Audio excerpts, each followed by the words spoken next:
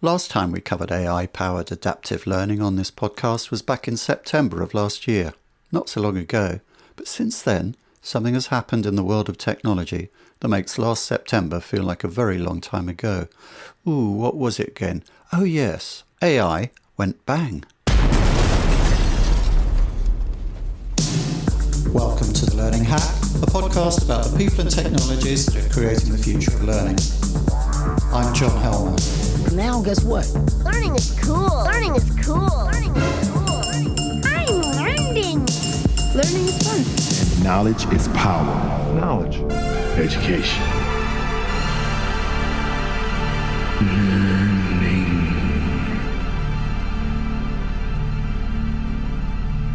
The idea of a machine that could teach people one-to-one and let them progress individually at their own pace dates from the early years of the 20th century and the inventions of Sidney Pressley and B.F. Skinner. The technology of our own times, particularly artificial intelligence, makes it a far more practical possibility nowadays. Today's adaptive systems represent the leading edge of learning technology and make those early experiments in personalised learning look clunky and sad. Nevertheless, adoption has been slow. I wanted to find out what effect the recent hype over ChatGPT and generative AI might have on adaptive learning. So I talked to someone who is a formidable ambassador for the technology. Kate Fitzgerald, Head of FACT. Who is he? Hack Facts. Markus Bernhardt is Chief Evangelist for Obrizum, an AI-powered adaptive learning platform. Previously the CEO of 2 education institutions, Markus has years of experience in the education sector and combines a background in learning and cognitive science with a deep understanding of technology and AI. Markus is a fellow of the Learning Performance Institute, an active member of the Forbes Technology Council, the Harvard Business Review Advisory Council, as well as the Learning Development Accelerator. Sad to say, Jay Curtis, Head of Themes, was so traumatised by being locked in a broom cupboard and replaced by an AI avatar last episode that she's had to go on holiday. So this time the themes will be elucidated for us by Kate Fitzgerald, Head of FACT. What were they, Kate? It seems a bit unfair, John, to put anyone who has any sort of AI-driven solution into bat for all the fears and worries people have about artificial intelligence. Unfair, and yet journalistically necessary. Anyway, Markus acquitted himself admirably. From his background teaching particle physics, he developed an intense interest in how learning works. Defending the accuracy of large language models within his solution, he said we really have to make efforts to understand how this technology works. And then you had an argument with him about learning theory. I'd call it a discussion rather than an argument. If you say so. On the whole, the AI avatars were a lot easier to work with. I'm not going back in that broom cupboard. I was only joking, Kate. Look, what are you doing now? Filling in a holiday form. The explosion of mainstream interest in large language models and generative AI ought to be a good thing for adaptive learning, surely. Suddenly it seems that AI is all-powerful. Powerful enough to spark apocalyptic fears. So maybe people might begin to see adaptive learning as pretty powerful too, and up their investment of time and understanding in it.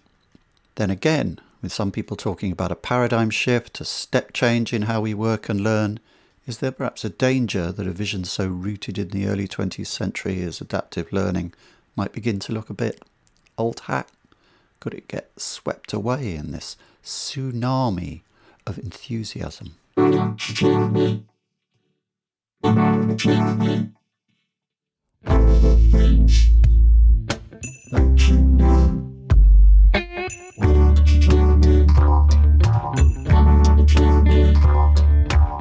Markus, great to have you on the podcast. At last, been wanting to get you on for ages.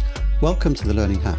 Yes, thank you for having me. It's great to be here. I've been a fan, as you know, for quite some time now, and I feel like I've been part of many conversations, obviously just as a listener, and really cool to be on today. Thanks. So first off, I need to tell me how you pronounce the name of your company. I'm very into names and what the origin of the name is. Is it? I'll give it a go. Obrizum? It is Obrizum, yes, and I like that question. So do our founders. Obrizum is the Latin expression for pure gold, and the way you move from gold to pure gold is that you repeatedly put it into fire, and heated up, a process that in Roman times became synonymous with assessment. So you get from standard grade to pure gold through repeated assessment. And in learning, you go from beginner to hopefully master through repeated practice and also assessment. And that's where the name comes from.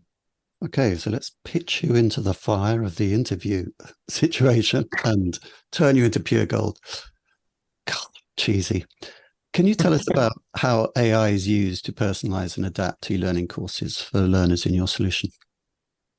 Yeah, so at Obrizum, we start with the automation piece. So what we do is we automatically map the learning content that has been created. So that is still done mostly by humans or with the support of AI. But we need the learning content, the questions, the practice, the case studies, use cases, examples, worked examples. We need those ready to go. And then we can map those automatically into what we call a complexity tree. So the AI looks at how the topics are related or not. And it can deliver us also the instructional hierarchy, i.e., from where to where does it get more complex and what might be prerequisites for something else. So that means if I basically gave you 2 or 3 really good workbooks for any high school subject, and we all throw them into the AI, then 10 seconds later, the AI has found out which areas go together from the 3 workbooks, and it can make one big workbook and be ready to deliver that to the learner adaptively. Then, once we have that instructional hierarchy, we're now ready to dive in, and the learner can dive in.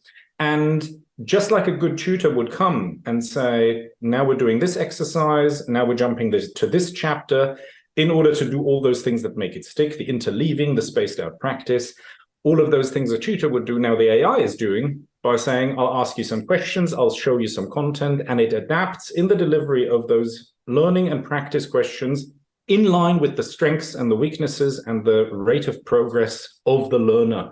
So it's non-stop pre-assessment, as we used to call it, it's non-stop learning, and it's non-stop final assessment, just as good learning would work. And what's also key here is that we don't just look for correct answers or wrong answers, but we have a really cool feature that we call metacognitive decision-making in science, which is for every content piece and for every answer the user gives, the learner gives, they also rate themselves how confident they were with that piece of content or with the answer they've just given. And we know that self-reporting generally is very flawed, but we do know from one-to-one tuition and a personal trainer or tutor that it makes a big difference whether someone can answer the questions very confidently and feel confident and is ready to move on, or whether someone is giving a lot of correct answers but doesn't feel that confident yet and needs a little bit more practice to then feel ready to move on. And we also know that confidence plays a role in taking knowledge into the situation, into the problem that we might face in the role that we're doing or in the job. And so that's really key, that we want to maximize the competence and we want to minimize the self-awareness gap between actual knowledge and real knowledge, and build the confidence of the learner. So those 3 things come together in a really unique fashion. And that's not just a gimmick. That's really key for the learner to be able to build their competence and confidence and take what they've learned into the workplace, into the situation, and apply that. And would you say that's fairly unique in the way that you do adaptive learning, or do other systems do this to some extent or another as well? It's unique how we do this, and we've got this covered by a patent, because we know that other learning systems will collate information on the confidence levels, but we've patented that we can non-stop reroute you like your sat-nav does, based both on the correctness of your answers as well as the measured confidence level over time. And so from that aspect, it's very unique, non-linear adaptive learning with confidence metrics. Without getting incredibly technical, are you able to get slightly more specific about exactly how the AI component of this is used? I mean, people will be aware that, or they may not be aware, that there are a lot of different types of AI. You know, we're hearing a lot about generative AI and ChatGPT at the moment. And not everyone's kind of clear that there are other bits of AI that aren't that. And I'm not sure we've really got a typology or a taxonomy of types of AI. And some people like Jaron Lanier, don't really like the term of AI, but can you, in a nutshell, kind of say what is the type or flavor of AI that you're using in your solution and how it works? Yeah, that's a really good one, because the generative AI is the hype right now. We see the large language models and the ChatGPTs out there, and people interact with text and it generates the text. Or we go to the image production sites like DALL-E, others are, of course, available. And we play around with images and we say, can you create me this image, but make it look like a Monet? And those are generative AIs. And I agree with you. In the tech world, we don't really like the term AI for most of these areas, because for us it's just machine learning, and we don't use that generative element. We use the mapping. So we use machine learning to map out the complexity tree, map out the instructional hierarchies therein, because paths in subsets of the trees are a different instructional hierarchy than in a different subset of the tree. And so the AI here is purely working. It doesn't go off to the internet and try to fetch something and try to add something. It's purely working with the information it's been given. So it's very ring-fenced around a specific training program, specific core set of training and knowledge. And then that is just used to deliver like a personal tutor. So the goal is to take the learner from the stem of the tree up into the branches, and as they rise up in the tree and into the different topics, things get more and more complex and complicated. And so we know which direction the journey should be, because we've got a good idea of where at the end of the branches are the learning objectives, and to what learning objective do we want to get this learner to. And so this AI is a pure sat-nav-like tool through this instructional hierarchy and through this tree. And it just utilizes human-grade content that it's been given to deliver. That is the example of the workbook.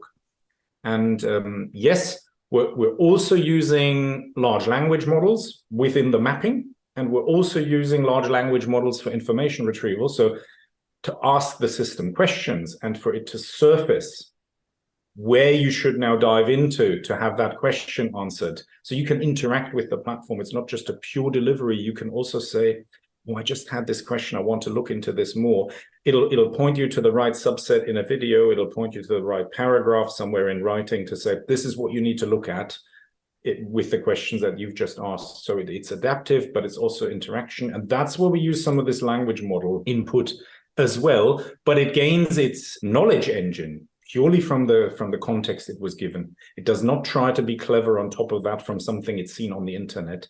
So we're really sticking to exactly what we decided to train and the information we've given it, because the knowledge engine is key and learning has been designed in a certain way and it's been signed off in compliance or in health and safety. We have to be very precise. And the AI might go off and slightly mix up differences between the EU and the US regulations or things like that. So that's why we stay away from that up to here. Yeah, so it's worth saying that, because people who don't know so much about it will have heard stories about how ChatGPT can hallucinate, and will use that as a kind of stick to beat AI generally for its use in education. So is it true to say that you are working with kind of defined content that you know to be right and true, and that while you use large language models, types of AI in there is no danger of that kind of getting polluted by a ChatGPT style hallucinations, or playing that role of the convincing bullshitter at the cocktail party, which it seems to do so well. Exactly, that's spot on, John. That is exactly how it works. And I think what's always key, we see a lot of people saying, oh, I don't need to understand how it works. I just need to be able to prompt it and to use it. No. We need to be very clear here. We need to understand these tools and we need to understand their strengths and weaknesses. Then we can utilize them properly.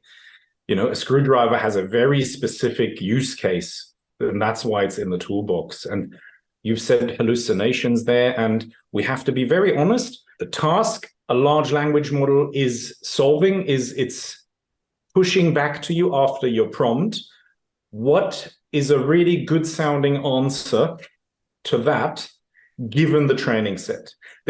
the correctness that we get out of it is just an emergence of a huge training sample, and it seemingly understands, it can seemingly converse with us, it can seemingly react. But all it's really doing when we challenge it or we say, we think you're wrong, is it's learned how humans then react. And it keeps pushing that back to us. What would a good answer sound like?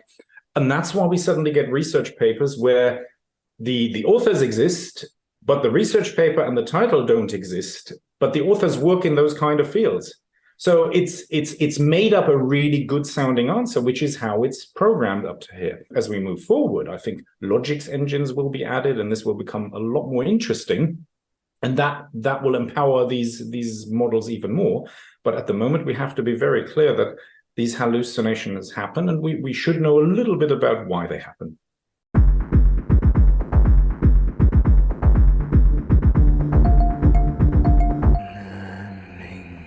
I'd like to talk a bit more about that later, but now I'd just like to kind of take a step back and give a bit of your context here, how you came to what you do now. You've got impressive educational credentials, PhD from University of Bonn and Cambridge, numerous other educational institutions mentioned in there, one degree and another. You've been associated with Harvard Business Review recently and so on. Your loveliness goes on, as Peter Sarstedt would say. But a lot of it's concerned with particle physics. Can you tell us about how your background evolved, how you came into learning technologies? Yeah, and that's a bit of a curvy career, if I may say so myself. Yes, well no matter what I've done, I've always had a thing for learning and for performance, regardless if it's sports or skills or academic. So I spent my whole youth on judo, and did that to a national standard back home in Germany. And I was also a coach for that. And after school, I then joined the armed forces. And in the armed forces, I was also then later on an instructor. And so I've seen those practitioner sides of training and instruction. And then I joined university. I always wanted to do particle physics. So, well, hindsight bias is good. We always say that so easily. Probably at the time I wasn't so sure, but yes, it was one of my interests. And so I did particle physics, and at university I taught at undergraduate and at graduate level statistics and maths units, as well as physics and theoretical physics modules, and really enjoyed that. And the thing that continued for me is always that I kept thinking not only about understanding something, but I always, as a side effect, kept thinking about how could this have been better explained? How could this have been done different? What practice questions would have helped me far more than the ones we actually did? This curiosity about how learning works, I've kept that. And then following physics, I went into education. I ended up running a K-12 school from ages 2 to 18 here in the UK. And also a sixth form college in Cambridge for ages 16 to 21. And at that time also served on company and charity boards as executive and non-executive director in and around education and learning. And at some point then decided, okay, I'm keen to do something new again. I'm keen to continue the learning journey. And I had, for my own benefit, practiced and trained to program machine learning and neural networks myself. And so with the mathematics background of the statistics and the matrix multiplications, that was achievable, a task I set myself. So I did that, and I programmed that a bit myself. And as I was saying, okay, this is coming to an end. What will I do next? That's when I came across the founders here in Cambridge at Obrizum, and they said they utilize artificial intelligence or machine learning for the delivery of learning as part of that digital piece in the journey of learning. And I said, that sounds absolutely brilliant. And here I am. The Learning Hack podcast is supported by Learning News, the learning sector's newswire.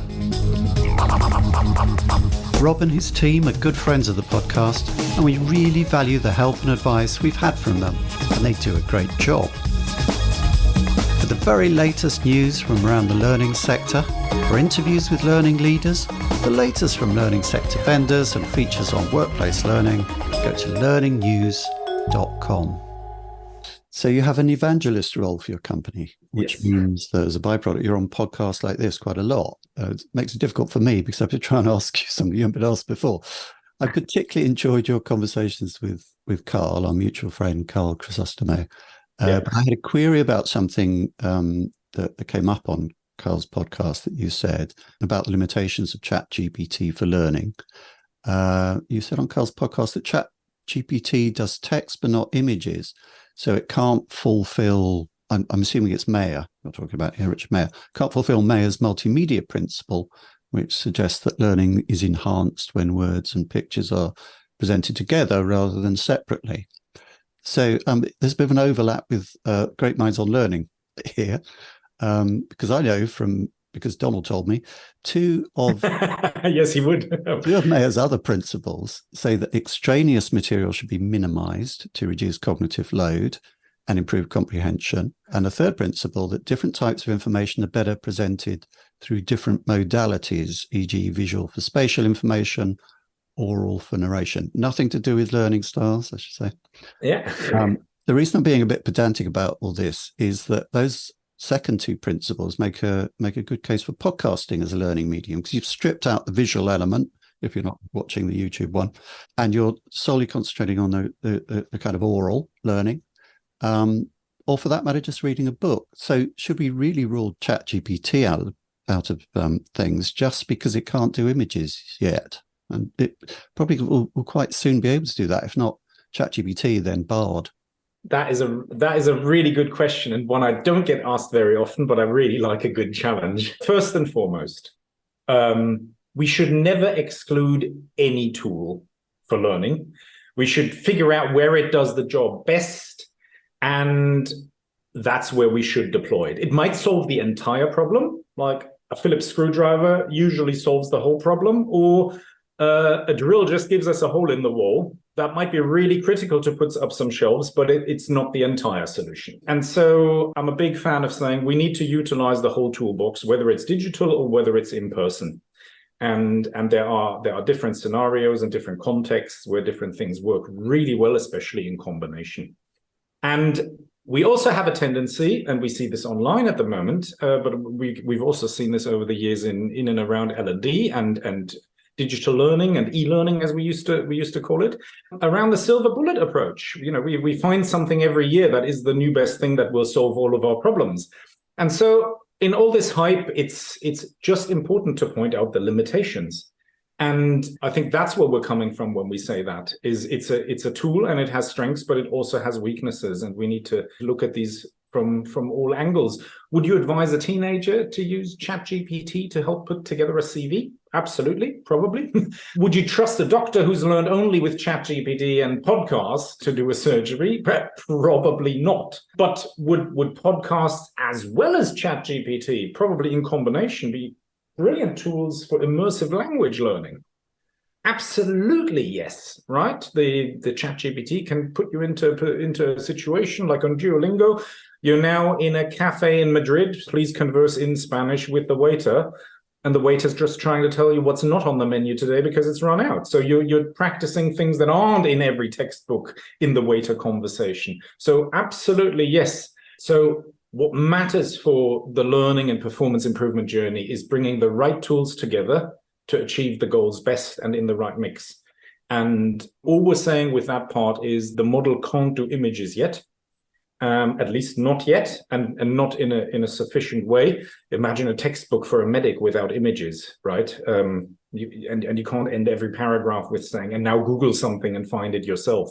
So there is a value, but we have not found another silver bullet that we find out in a year wasn't the silver bullet. And so we need to talk about strengths and weaknesses. Lots of strengths. I'm a big fan of the technology. As a communication engine, it's absolutely fantastic. If we can solve the knowledge engine and the hallucination problems, that's a huge step forward. And there are many, many situations, especially that in the moment of need performance support, right?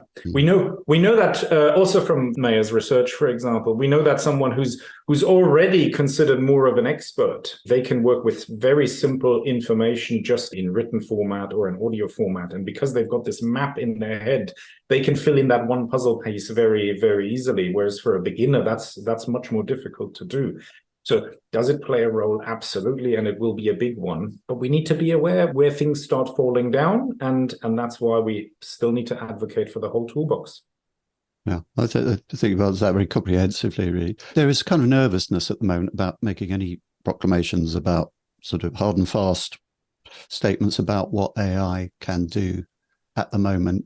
Because there just seems to be such a velocity of development and change within that. You know, the gap between ChatGPT 3 being issued and then ChatGPT 4 was very, very small gap and a very significant change. And I think that's put everyone in this rather shaky position that, oh God, whatever I say about it now might be out of date in 2 weeks.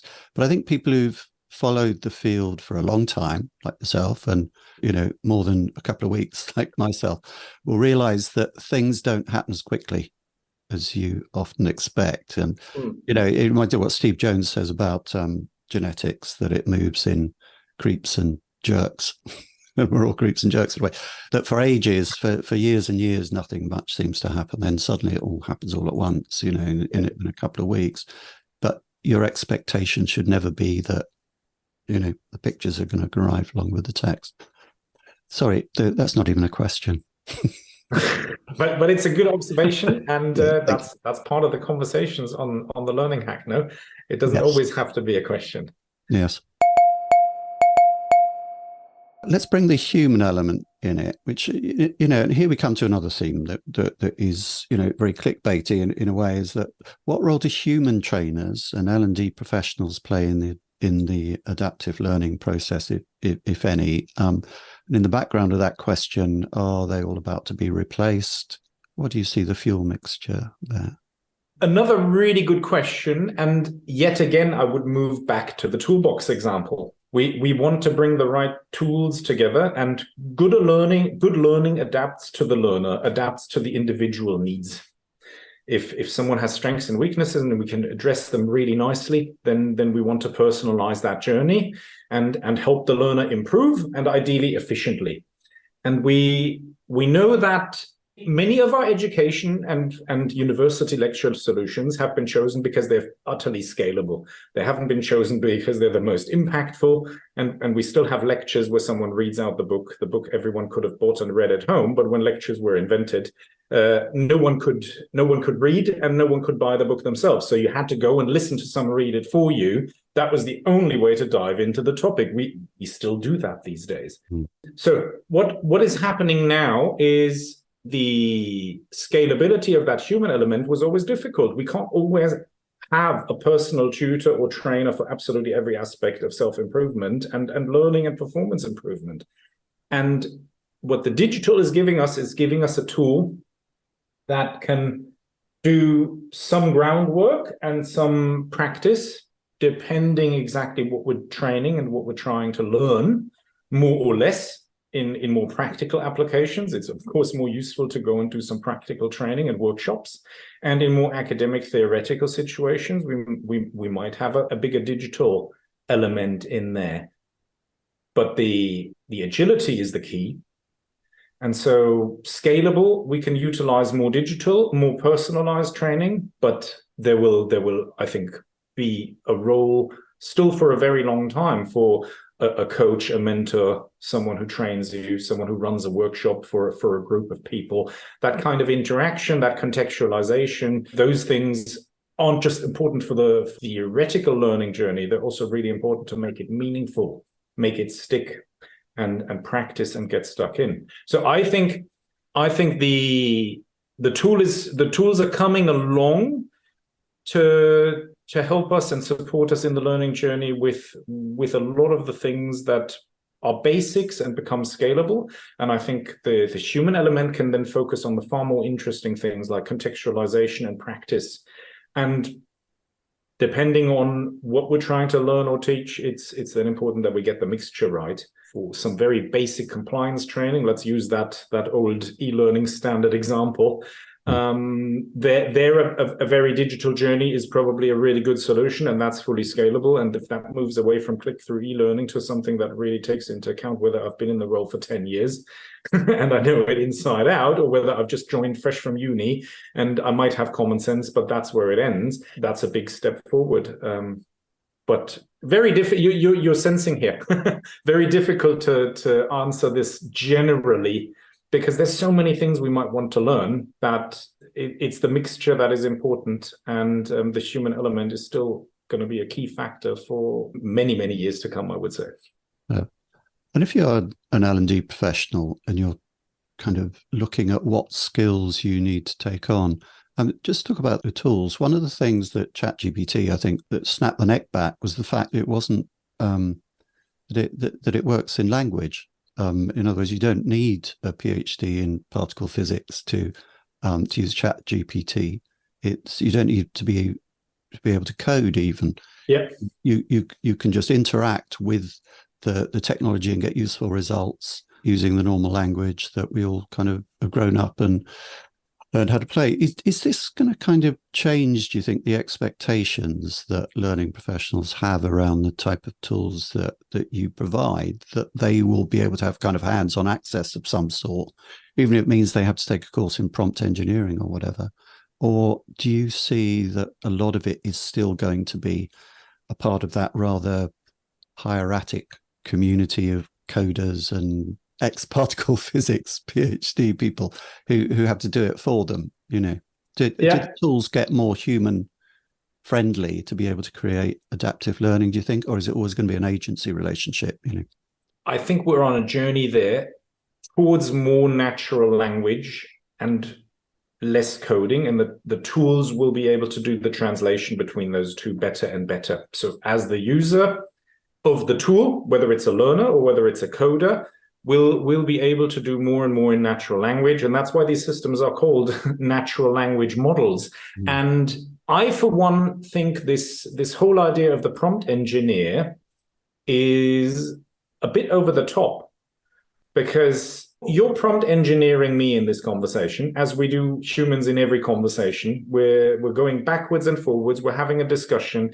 We might go down the avenue that we may have planned, or we might suddenly step sideways and say, oh, let's explore that a bit more. That's how we are, natural prompters. And as the machines get better at that, they will not only get better at producing the result, but also at understanding what we probably meant. And there was a time when someone said, you're gonna have a career in Googling well. If you can use Google well, wow, you're going to make a lot of money as a specialist. Become a specialist in that. Has that transpired? To my knowledge, not. And I think it's the same now with prompt engineering. To be able to use these tools, yes, but it's not an academic journey. It's going to be very natural that these systems continue to improve, and we can ask it for what we require. And as has always been the case, whether it's humans working together or now humans working with a machine, the better we can articulate what we're looking for, the better we can phrase the request or the question, the better the response will be. And I think we're certainly on that journey, that the interaction becomes more and more natural, and it won't require technical terms or special twists in it. And the next generation, for me, of these models will also go another step further. It will get to the point that the system will say, just a second, the request you've given me is a little bit dubious here. Before I throw an answer at you, and then you have to rate whether you like it, could you just answer this question and maybe also one more follow-up question so that I really got what you want, and then I'm going to give you the result, which is exactly what you get when you go to a specialist in your company and you want something. You might think you can phrase it. They'll ask you 2 or 3 questions. You'll have a 5-minute conversation, and then you've aligned yourselves to what you're trying to achieve and how best, and then you get the result. So that's where I think things are heading, and that's what I'm saying. This whole prompt engineering is a hype right now, but before we know it, that'll be long gone. That's such an interesting response. I think we are aware that prompt engineer is a job title, and people are getting paid rather large salaries for that job in Silicon Valley at the moment. So, I'm advising anyone with teenage kids to think about training as a prompt engineer. And I never realized I was a prompt engineer. That's interesting. And a third thing I won't put in there is that the future you're portraying here for the learning professional it reminds me of the UK people will know of a TV series called Yes Minister, which is about the relationship between a government minister and the civil service, his chief civil servant. It was a dialogue between the two of them. The type of dialogue you're laying out there sounds a lot like that between the Jim Hacker and Sir Humphrey, the civil servant. It sounds very similar to that, or indeed any kind of management role. Yeah, and the fantastic thing here with these tools, for me personally, is it's the first time that I've come across a tool that is its own help function. If you want to do something with the system, I always advise the first thing you should do is say, what do you need from me if this is the question I'm going to pose in a moment? And so, could you go on a prompt engineering course? Yes, you could. But actually, you can just ask that question first, then it tells you what it ideally needs from you, and then you dive into the dialogue, and then you're heading towards the answer, right? It's it sounds pretty much like a conversation suddenly. Yeah. So I think that was the amazing thing about ChatGPT. It was an event in language. It wasn't an event in maths. Yes. How do you see the future of corporate learning evolving now with the increasing use of AI and adaptive learning technologies? I know it's really difficult to kind of talk about the future, but with the closeness to the tools that you have, what does it make you feel that corporate learning is going to look like going forward? I mean, obviously, you, as an evangelist for Obrizum, you should say everybody uses Obrizum for everything. But if you kind of want to step out and to the side of that and perhaps put your HBR hat on, what's it look like going forward? For me, the key here is that let's look at where we're striving to.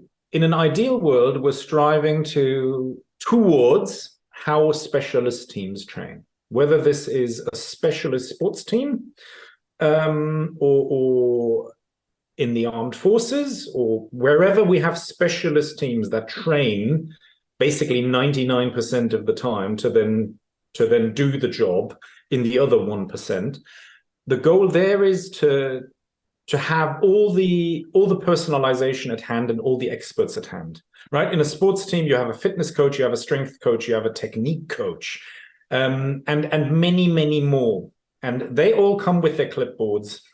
And they know exactly inside out each member of the team. Each member of the team, therefore, has an own personalized plan for themselves as an individual. And then there's a plan to fit into the wider team. And that is a formal learning journey. And at the same time, there are experts in hand when you have questions, when you're running a play and it didn't work and you want to debate with the coach. That's how specialized teams work and train. And that, I think, has to be the ideal that we're striving towards. The limitations in the corporate world are very simple. We can't employ that many super specialists to surround everyone all the time to make them perform as well as high performance teams perform. So as we venture onto that endeavor and say, how do we get there? We will then start seeing that the digital learning journey allows us to automate and deliver at scale quite a bit of the formal journey.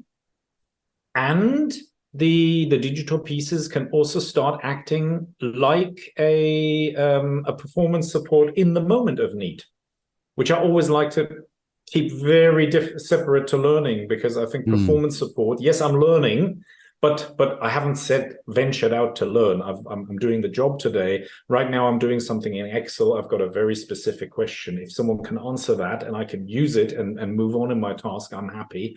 That for me is performance support. And the tools are there for that as well. So I think the L&D function will become more a function of supplying that generally across the business, so that people have access to the electronic tools that can help them on their journey. And then I think with the agility that we would like to have, that we can see in specialist teams, I think a way forward could be, I might be wrong, I'm not a futurist, could be that we specialize in making the leaders of those specialist teams, who know their teams the best, who know the strengths and weaknesses, enabling them better to coach and train them and provide that. And I think a more decentralized L&D, where the responsibility for the training and the performance rests more with those that lead those specific teams, whether it's the sales team or the marketing team, that I could see, in which case L&D would have to fulfill the function of helping those leaders become skilled at training and developing people. Something I know we love this on the learning hack. We love going to the university system and saying what doesn't work, right? We also put the best researchers into the lecture hall, and we've all been there, and it doesn't matter how famous that person is. They might be awful at lecturing, but we've just assumed they're world leading in this field, put them in the lecture hall, put them in front of year one students, and it will be great, and it's not. So can we have someone lead the sales team who's really good at sales and has fantastic subject knowledge? Yes. Can we do that with the marketing team? Yes. Can we do that in the HR team? Yes. But we also have to develop people to be able to pass on the knowledge and to know how learning works and to know how training works. And so if you're asking me about the future, that would be my direction. How do we move more towards what specialized teams do? And that would be my vision, that the digital tools can be fast and scalable, and they will have their role, and the human element will possibly go more towards the person who leads that team. Fascinating, and I would have a whole list of follow-on questions for that, but we have to start to close out that.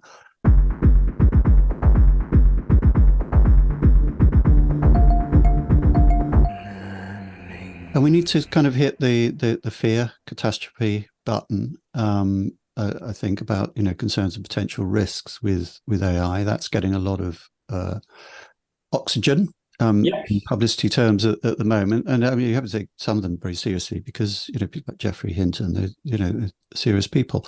And it seems to me that the people who know what they're talking about don't necessarily locate those risks in the same place as the people who write the headlines in newspapers and so on. So I'm interested to know what you think, where there are concerns or potential risks associated with AI, particularly in corporate learning, and how we could address those. Yeah, and I think it's key here to say let's focus on the corporate learning bit, because we know how we have ethical issues even in the build and in the construction of these systems. Where did they get their training from? Who curated the training? Under which working conditions did they curate this training? And what biases did we end up with despite not wanting any in the system? Those are all much bigger topics. But to dive straight into the learning element, here I would say what we need to really be aware of is what information will the AI have access to and work with? And is it like with an adaptive learning engine, the learning material? Or is it like a business intelligence AI that dives much deeper into the systems and into the emails even of an organization, right? So there, we're talking about very different things, and we need to see, is that information ring-fenced? To what does the AI get access? Only what we specifically give it? Or have we opened up the organization more generally and the emails that come in and out? And are we letting it go into that? So here it's really key that we focus on this ring fencing and that we become comfortable as end users and also as vendors to have these conversations. And that dialogue is one that needs to happen. So instead of just seeing how does it work and will it fit, we also have to ask questions as where's the information kept? Is there a central AI somewhere that is learning across all clients and might be starting to mix up information from different clients? Or is this solution delivered in units specifically for this training program and this training program only? Then it's learning best how to take a specific profile of pre-existing knowledge through the hierarchy tree, because the system has understood over the last 1,000 learners that certain paths work better than others and certain content works better to others because of pre-existing knowledge and how that might be utilized. So there, I would say these dialogues, we have to become comfortable with them. And this is the future of work. It's here now. We've talked about it for so long, and we kept saying fancy sentences like you will have to keep yourself up to date. This is the moment it's really arrived now. And as you said earlier, 2 weeks later, you might be out of date with certain comments or things you thought or said. And so, people need to get, I think, that they need to understand these systems a little bit. They need to keep up to date with them, and they need to be comfortable with conversations around strengths and weaknesses, as well as risks and what the AI has access to, how it works, where it saves things, how it works with feedback, and how this information is kept safe and ring-fenced and utilized. So great conversation topic, and I think something that we can already see we're starting to focus more and more on. And then we have the EU AI Act and others who are starting to put frameworks into place that will help us on this journey, with a lot of experts contributing. Unfortunately, as is always with technology, that's always a step behind where things are, and things are moving relatively quickly. Another reason to be up to date, and not just to lean back and say the government and these acts will sort us out. Will if it's available to buy, it must be safe. No. Do ask questions. Do dive in, and you'll get a better understanding of the terminologies used, and you'll very quickly get whether someone is giving you the answer or whether someone is trying to move you into a certain direction so that you buy the product. So I think let's be really critical there. Just as we are around learning and evidence-based practice, let's be really critical about what tools we deploy and how they work and what they use and what they have access to. That's again a whole interview's worth of questions come out of that. I mean, we're all already starting to use sentiment analysis, and the idea of kind of letting AI loose on the sentiment within your organization using that data is a really interesting one for, lots of opportunities and lots of potential dangers. The fact of using, of how crucial your use of the data within the organization becomes. Also, something it makes me think of is not everybody who buys an LMS, for instance, is aware of is that a lot of these cloud systems now are multi-tenanted. So, if you're an LMS vendor and you have 100 clients, your backend has access to the aggregated data of 100 different clients or client organizations. And, using that kind of scale, because these aren't big data systems, the data set's quite small. There's a great temptation to use that to kind of increase the efficacy of things like benchmarking and so on. And I know it's been a debate within those companies, probably on the side of the technical people. Doesn't necessarily get aired very much, about those opportunities, permissions, and threats that come with data. So I'm really glad that you kind of brought to the fore that issue in a way that we can think about. We'll have to think about it, unfortunately, for future episodes. Because lastly, it's usual for me to ask where people can best follow you, and we'll put your contact links in show notes, and that's great. You're fairly easy to find. You've got a high profile. It would be really interesting, I think, to tell listeners about the people and sources you look to and listen to in developing your own knowledge about learning. Oh, that's a really good one. And for me, it's number one, communities of practice and personal networking. I gain a lot of information from networking with the people, having those conversations, asking those questions, and trying to improve myself. And also not just doing it with the practitioners, but doing it, number two, with the experts who do the research. In my case, whether that's around machine learning, and I join a number of newsletters in the machine learning world and in the data science world, as well as staying up to date with research around learning. that's the continuous journey I was talking about in the future of work. It's not a simple strategy for me, because the system keeps shifting. I find myself regularly unsubscribing from a newsletter and subscribing to a new one at the moment, because things are shifting and because my interest might be shifting a little bit, and because there are other hotspots. So the real goal is to live the future of work and to try to stay up to date and to put time aside on a daily basis, or let it be every other day, to refine that, where one gets their information from. And last but not least, the fourth one is, ask for the evidence and be critical. We've again and again in technology, in learning, be it personality profiling or assigning people a color, or the old learning styles, they're always well-told stories, and they sound great, and they seem to, compellingly and utterly make sense. We say, oh yeah, absolutely, this rings a bell, this must be true, and it's not evidence-based. And so we need to be inquisitive, and we need to be critical, and we need to stay part of the conversation rather than looking for a solution and then moving out of the conversation. So I try to stay up to date with a wide variety of resources. And of course, when we look at learning and AI, we can look into so many different subsets. But as I have already mentioned, I'm a regular on the Learning Hack podcasts and Great Minds in Learning as well. And then yeah, beyond that, there's quite the range. So I'm struggling to name specifics here because it's so broad as a topic. We would have to have another podcast just about one of the specifics that we would want to dive into and who to follow. Thank you very much for that bit of evangelism for our podcasts, anyway. and thanks a lot for taking the time to do this today in your busy schedule.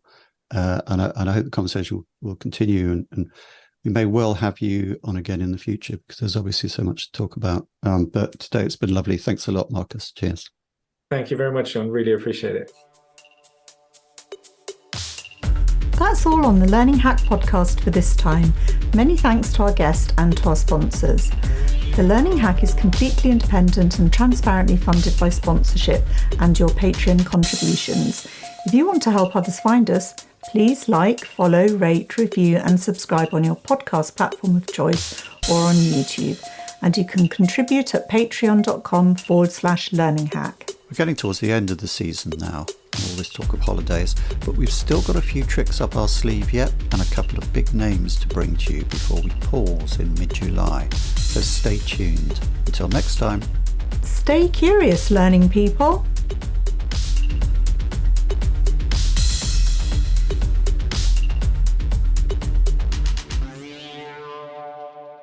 Now I finally get it.